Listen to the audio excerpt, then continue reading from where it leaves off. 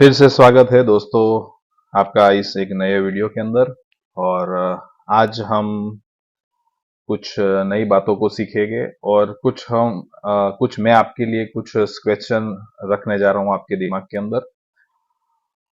कुछ हमको सोचना है और कुछ अपने भी डिसीजन होने चाहिए। हमारा जीवन है और हमारे इस जीवन के अंदर हमारे खुद के भी निर्णय होने चाहिए, हमारी खुद की भी एक सोच होनी चाहिए। अ, कभी आपने सोचा है दोस्तों कि इस दुनिया के अंदर कितने सारे धर्म और मजहब है, और इतने सारे धर्म और मजहब, इसके बारे में आपने कभी, मुझे नहीं लगता है कि बहुत गौर से और बहुत डीप में सोचा होगा। ये एक सोचने वाला सबसे बड़ा विषय है, लेकिन इसके ऊपर बहुत कम लोग इसके ऊपर चर्चा करते हैं। और जो भी चर्चा करते हैं वो लोग शायद जो उनका धर्म है वही धर्म से वो लोग बिलोंग करते हैं, और उनके धर्म की ही वो लोग शिक्षाएं हमको देते हैं। और बहुत सी बात उनके धर्मों से अच्छी हमको लगती है, इसके लिए हम उन धर्म प्रचारकों को सुनते हैं और उनकी बातों को हम हमारे जीवन के अंदर भी अप्लाई करते हैं। लेकिन कभी आपने ये सोचा है कि जो धर्म के बारे में मैं जान रहा हूँ, जो धर्म को मैं एक्चुअली जो धर्म मुझे अच्छा लग रहा है, जो धर्म के अंदर मैंने जन्म लिया हुआ है, मेरे पेरेंट्स के द्वारा जो धर्म के अंदर मैं पला बड़ा हूँ, एक्चुअली वो धर्म कैसे डेवलप हुआ और कैसे उसकी नींव रखी गई थी। इसी तरह दुनिया के अंदर बहुत सारे धर्म हैं, और धर्म बेसिकली हम देखने चाहते हैं हम, तो धर्म एक ईश्वर से जुड़ने का एक रास्ता, एक माध्यम, हम इसको, ये धर्म को हम समझते हैं। बहुत से लोग आर्गुमेंट करते हैं कि हमारा धर्म सबसे श्रेष्ठ है, और सब लोग एक दूसरे के साथ डिबेट के अंदर आ जाते हैं। बहुत से लोग एक साथ एक ग्रुप में मिलते हैं, और उस ग्रुप के अंदर अलग अलग धर्मों से सब लोग बिलोंग करते हैं, और सब लोग अपने अपने धर्म के बारे में वहां पे चर्चा करते हैं, विचारणा करते हैं। और वो धर्म को लेके बहुत सारी ऐसी चीजें हैं, उसको लेके वो लोग डिबेट करते हैं। डिबेट का मतलब ही ये है कि जो बंदा है वो उस धर्म के उस मान्यता से, जो उनके बिलीफ सिस्टम है, उससे वो एग्री नहीं करता है, इसके लिए उसके बारे में वो डिबेट होता है। लेकिन जो भी हम सोचते हैं, जो भी हम समझते हैं, और जो भी चीजें हम होते हुए देखते हैं, लेकिन सब लोग एक ही बात पे एग्री होते हैं कि हर रास्ता ईश्वर तक लेके जाता है। हर रास्ता ईश्वर तक हमको पहुंचाता है, और हर हर धर्म, हर पंथ हमको ईश्वर की ओर लेके जाता है, वहां पे हमको पहुंचाता है। तो मेरा एक क्वेश्चन आपसे है, और ये क्वेश्चन हम सबको हमारे मन के अंदर रहना चाहिए। अगर आपको सत्य पसंद है और सत्य में आप रहना चाहते हो और सत्य को आप ढूंढना चाहते हो, और सत्य का हमेशा स्टैंड लेना आपको पसंद है, तो ये एक क्वेश्चन मैं आपके सामने रख रहा हूं कि अगर सब धर्म एक है, और सब पंथ एक है, और एक पंथ के माध्यम से हम परमेश्वर तक पहुंच सकते हैं, ईश्वर तक हम पहुंच सकते हैं, उसकी प्राप्ति कर सकते हैं, तो ये सवाल मैं आपसे करना चाहता हूं कि अगर ऐसा है, तो फिर हर मजहब की किताबें एक दूसरे से अलग अलग क्यों है? और हर मजहब की किताबों में जो शिक्षाएं हैं वो क्यों एक दूसरे से कॉन्ट्राडिक्शन करती है? क्यों हर शिक्षा एक ग्रंथ से दूसरी ग्रंथ में शिक्षाएं अलग अलग है? क्या जो भी, जिसको भी हम ईश्वर मानते हैं, वो ईश्वर ने हमको लड़ने के लिए, झगड़ने के लिए ये सब इसके अंदर ये चीजें रखी है? मैं ये नहीं मानता हूं। क्यों नहीं मानता हूं? क्यों? अगर जो कोई परमेश्वर है और वो सच्चा है और वो सच्चाई है, तो उस सच्चाई को ढूंढने के लिए ईश्वर ने हमको बुद्धि और ज्ञान दिया है। और जितने भी ग्रंथ है, उस ग्रंथ को हमको स्टडी करके, उसका पूरा जो ग्रंथ का, उस शास्त्र का जितना भी निचोड़ है, उसको हम एक सारांश में समझ के, और उस धर्म के अंदर मेरा प्रेजेंट जीवन, मेरे मेरा मृत्यु के बाद का जीवन, और मेरे जीवन का मीनिंग, वो धर्म अगर मुझे समझा देता है, वो भी क्लियर कट, और जो परमेश्वर है वो अपने मापदंड में खरा उतरता है, जो भी परमेश्वर, जो भी एक पात्र है, परमेश्वर का एक पात्र है उस ग्रंथ के अंदर, अगर ये सब बातों में खरा उतरता है, तो हम उस धर्म को, उस पंथ को बहुत सी स्टडी के बाद ये जान सकते हैं कि ये सत्य और ये परमेश्वर का वचन, ये परमेश्वर का ग्रंथ है, उसकी प्रेरणा से लिखा गया हुआ ग्रंथ और उसका वचन है।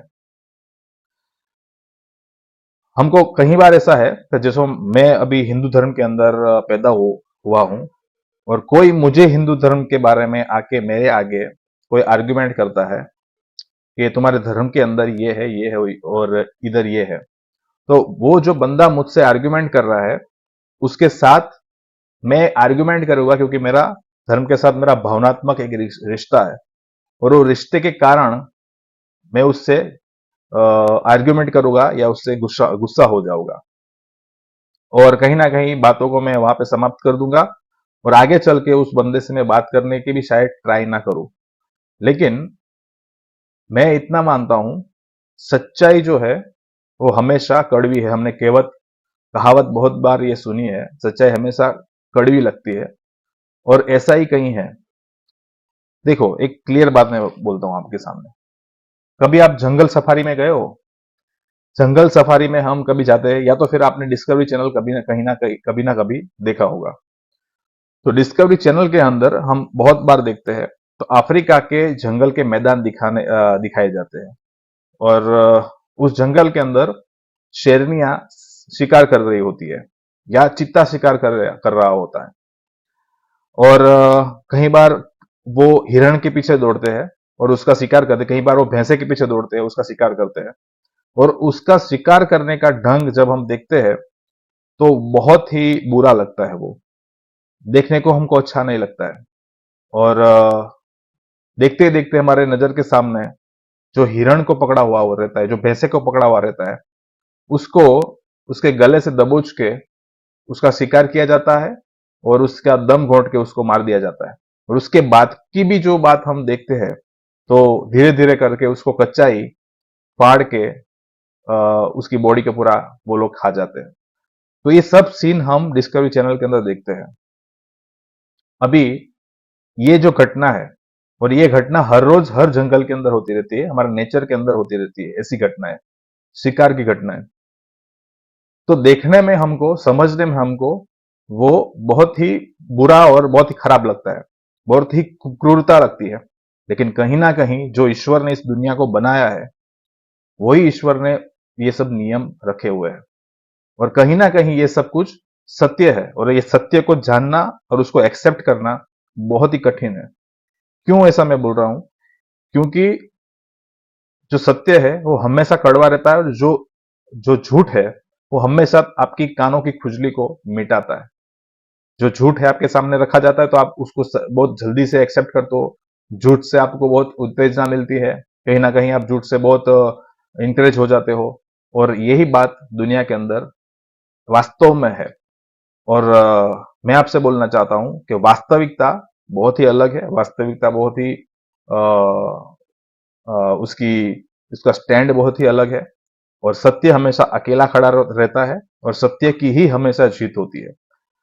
आज भले ही असत्य सत्य पे विजय कर रहा हो, आज भले ही बहुत सारे पंथ, बहुत सारे मजहब सत्य को दबा रहे हो, लेकिन उस सत्य को ढूंढना वो आपकी एक जिम्मेदारी है। भले आप कोई भी मजहब से बिलोंग करते हो, लेकिन सत्य को ढूंढना, परमेश्वर को सही सही, और परमेश्वर के जो चारित्र में जो मापदंड है, जो परमेश्वर के चारित्र के मापदंड है, उस चारित्र में हमको परमेश्वर को देखना है, और कौन सा कौन सा चारित्र वो परमेश्वर को फुलफिल करता है, वो हमको खुद को हमें देखना है, हमारी बुद्धि का उपयोग करना है, और लड़ाई झगड़ों में हमें नहीं पड़ना है। क्योंकि परमेश्वर ने इस पूरी धरती को, पूरी पृथ्वी को और पूरे नेचर को परमेश्वर ने बनाया है। तो परमेश्वर कभी भी एक मनुष्य दूसरे मनुष्य के साथ लड़े, वो कभी भी वो उसकी इच्छा नहीं है। और आजकल हम जब देख रहे हैं तो जहां देखो वहां धर्म के नाम पर हिंसा हो रही है। तो वैसे मजहब और वैसे धर्म के बारे में मुझे ज्यादा सोचना और ज्यादा उसके बारे में मुझे स्टडी करना, वो टाइम वेस्ट ऑफ टाइम मुझे लगता है। क्योंकि ऐसे धर्म का काम ही क्या है जो आपको वायलेंस बनाए, जो आपको जो आपको कुछ अच्छी शिक्षा नहीं दे पाए और एक दूसरे के साथ लड़ना सिखाए।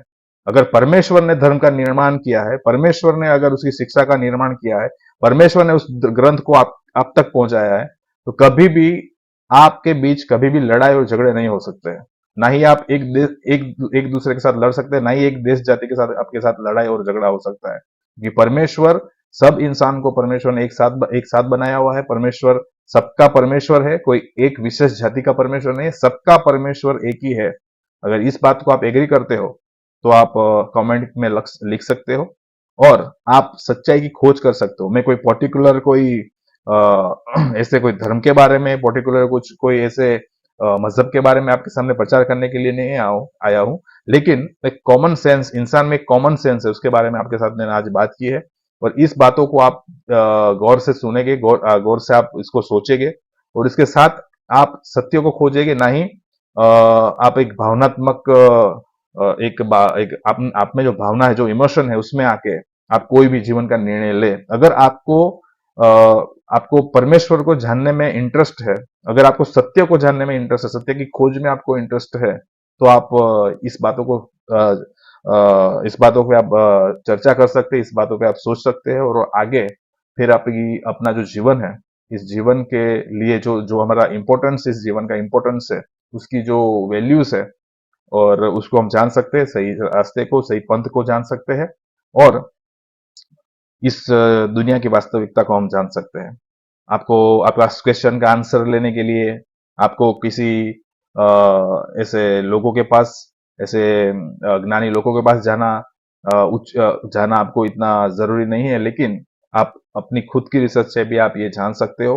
आपके अंदर जो भी प्रश्न है, जो भी आपके अंदर जो भी सवाल है, उस सवाल का प्रश्न का जवाब खुद ढूंढने का प्रयास कीजिए। क्योंकि आजकल सब लोग अपने अपने धर्म का चश्मा लगा के बैठे हुए हैं और सब अपनी अपनी बड़ाया करेंगे, लेकिन आपको निर्णय लेना है कि सत्य क्या है, सत्य कैसा है, सत्य कैसा हो सकता है और सत्य में क्या क्या क्वालिटीज हो सकती है। क्योंकि अगर परमेश्वर एक है, ये आप मानते हो, तो आपको जानना भी जरूरी है कि वो कौन है।